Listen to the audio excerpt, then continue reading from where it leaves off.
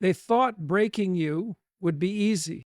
They thought you were soft, disposable, someone they could wound without consequence. And for a while, maybe it looked like they were right. You bent, you cracked, you fell silent, you questioned everything: yourself, your worth, your voice. But what they failed to understand is that suffering doesn't always destroy. Sometimes it refines. Sometimes the deepest wounds carve out the space where strength is born. You were never weak, you were targeted. And there's a difference. They didn't break you because you had no power. They tried to break you because you did. Because you carried something they couldn't control: truth, light, resilience, purpose. They turned you into a victim. But now life is turning them into a warning. Not because you asked for revenge, but because no lie lasts forever and no cruelty goes unseen. Time has a way of flipping the mirror. And when it does, the very people who tried to bury you become the cautionary tale. The attempt to destroy you was never about you, it was about control. There's something deeply unsettling about betrayal that comes not from strangers, but from those who were close. Those who smiled, who shared space with you, who once said they cared. When people turn on you, when they try to reduce you to rubble, it's natural to ask, why me? What did I do? What made me the target? But the answer is often more profound than it appears. Their attempt to destroy you was never truly about you. It wasn't about your failures or your imperfections or any flaw they tried to magnify. It was about what you represented.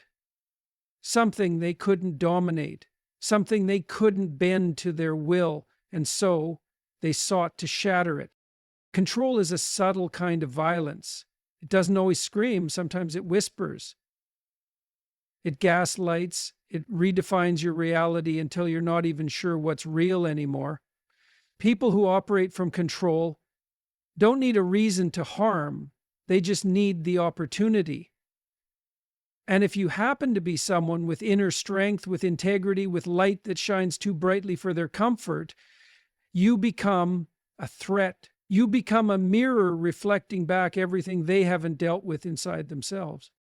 So they do what feels natural to the insecure. They attempt to suppress what they can't understand, not through open confrontation, but through slow erosion.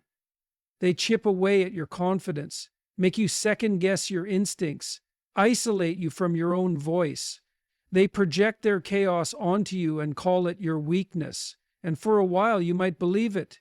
You might start to shrink. You might silence your spirit just to make the tension stop. But make no mistake, this wasn't punishment for being broken.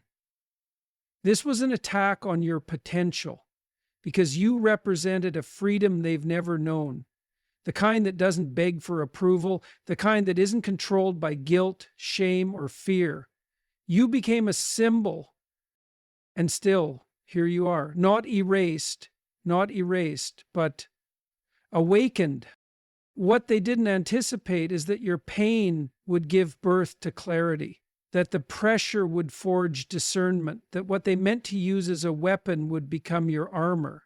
Because when you realize the attack wasn't personal, it was strategic, you stop carrying their blame and start reclaiming your identity. You stop asking, what did I do wrong? And start seeing clearly, they feared what was right about me. And they didn't come for you because you were weak. They came for you because you were becoming something powerful. And in their attempt to control your light, they revealed the darkness in themselves. The victim identity was forced upon you, but you didn't stay there. They wanted you to believe you were powerless. Not because you were, but because powerless people are easier to manage, easier to silence, easier to blame. So they gave you a label, victim. Not in compassion, not to help, but to keep you small, to wrap your identity in chains that served their comfort, not your truth. The role of the victim is a heavy one, It doesn't just carry the weight of the pain, it carries the weight of perception. When others see you as broken, they stop expecting you to rise. And slowly that external judgment becomes internalized. You stop expecting it of yourself. You start to believe the story they wrote for you. You walk through your days apologizing for your own wounds, pretending your pain is an inconvenience, a flaw to hide rather than a fire to understand. This is where many people get stuck, not in the pain itself, but in the identity that gets forged in the aftermath of trauma. The idea that this is all they'll ever be now, damaged, small, dependent. But you didn't stay there. You recognized the trap. Somewhere deep inside you, beyond the exhaustion, the heartbreak, the confusion, there was still a flicker of resistance, a part of you that whispered, "This isn't the end." That spark didn't scream. It didn't demand attention. It simply refused to die. And that refusal became the turning point. Because healing is not passive. It is not soft or delicate. It is violent in its confrontation and sacred in its honesty. It requires facing the full weight of what was done to you, not to drown in it, but to rise above it without denial. You began the long journey inward, not to become who you once were, but to become someone stronger, clearer, more grounded in reality and purpose than before. The label of victim lost its hold on you, not because you pretended you weren't hurt, but because you chose not to be defined by the hurt. You stopped carrying their guilt on your back. You stopped giving your energy to proving your pain to people who would never understand it. You turned inward and you let the work begin. You started to rebuild not just your life, but your self-perception. You replaced helplessness with resilience. You stopped asking for closure from those who only spoke in lies. You gave yourself the dignity of truth, and that truth became your fuel. Now, when people look at you, they may still see the scars, but they also see something else: strength, stillness, a kind of quiet power that comes only from surviving what tried to consume you. You were never meant to stay broken. You were meant to transcend. And that's exactly what you've done. The universe has a brutal but just way of balancing the scales. There are truths the world whispers only in silence, truths we only learn through endurance. One of them is this: actions echo, not just in the lives of others, but in the lives of those who commit them. What is done in secret will not stay in secret forever. What is inflicted on others will, in time, confront its source. Life, though often patient, has a way of delivering justice that is quiet, exact, and deeply personal. The people who hurt you may have walked away without remorse. They may have moved on as if nothing happened, carrying the illusion that your pain was just a moment, an inconvenience, a phase you'd eventually forget. But time is not as careless as people are. It watches, it accumulates, and eventually it responds. You see, the universe doesn't forget. It doesn't rush, it doesn't scream, but it balances. And when it does, it doesn't return what was given in kind, it returns what was earned. The harm they caused may not come back in the same form, but it will return in the one that teaches best, often in the very areas they value most: their relationships, their reputation, their inner peace. The disruption they caused in your life begins to echo in theirs, not because you wished it, but because truth has a momentum all its own. This isn't about revenge. It never was.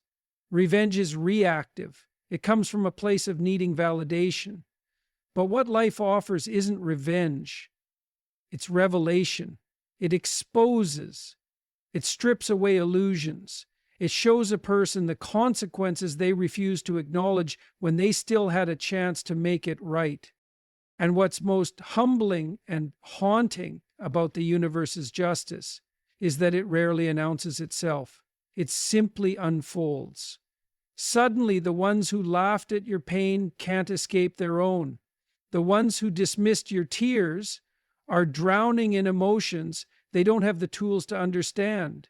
They become haunted not by you, but by the reflection of themselves that you once tried to hold with compassion and that they destroy. In their pursuit to escape accountability, they find something worse than being judged. They find themselves. They have to live with the reality of who they became. And unlike you, they don't grow from their pain, they get stuck in it because they never built the courage to face it. They only ever ran. Meanwhile, you continued forward, not with bitterness, but with boundaries. Not to hurt them, but to heal yourself. And because you walked the hard road with integrity, life now speaks for you. You don't need to explain what happened. You don't need to convince anyone of the truth. It reveals itself, and it does so in ways that are undeniable. The scales are always moving, slowly, yes, but surely. And in time, the ones who tried to write your ending become the footnote to your beginning. Those who harmed you thought there would be no witness, but time was watching.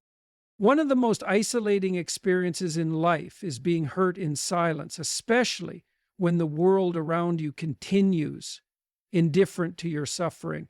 They wronged you behind closed doors, in whispered conversations, in calculated decisions they thought would never see the light of day. They assumed arrogantly that no one would ever know, that if no one else saw it, it didn't really happen, that if you didn't scream loud enough, it wasn't real. But here's the thing. There's always a witness, not necessarily a person, not always a crowd, but time keeps records, quietly, patiently, without bias. They thought they were erasing you. They thought by denying, manipulating, deflecting, or blaming you, they could rewrite the story to their advantage. They played the role of the misunderstood one, the righteous one, while you bore the weight of confusion and self-doubt. They treated your pain as disposable, your voice as inconvenient, and your truth as dangerous. Not because it wasn't real, but because deep down they knew it was. And yet, as they moved on, as they returned to their lives without accountability, something started to shift, slowly at first, almost imperceptibly. The cracks in their carefully constructed mask began to show. The inconsistencies in their stories grew harder to hide. The version of themselves they presented to the world began to fracture under the weight of what they tried to bury. That's the thing about truth. It's not loud, but it's persistent. It doesn't beg to be heard. It waits to be seen. And eventually time brings everything to light. Not because you forced it, but because reality has a way of surfacing. The harm they inflicted may not have had immediate consequences. There may have been no confrontation, no apology, no justice in the way you hoped. But time did not forget. It stored every moment, every manipulation, every act of betrayal, every falsehood they used to protect themselves at your expense. And now, life has become the stage where the truth is playing out, not in dramatic vengeance, but in quiet unraveling.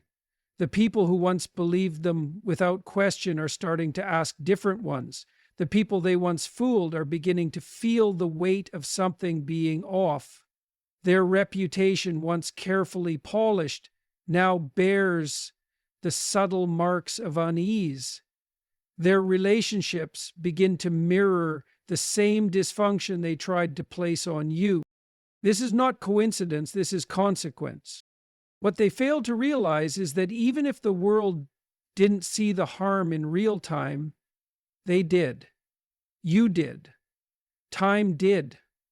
And now they are forced to live with the impact of choices they once felt smug enough to dismiss. The stories they used to twist reality are unraveling, and they're left facing what they never thought they'd have to: the mirror. And the mirror doesn't lie.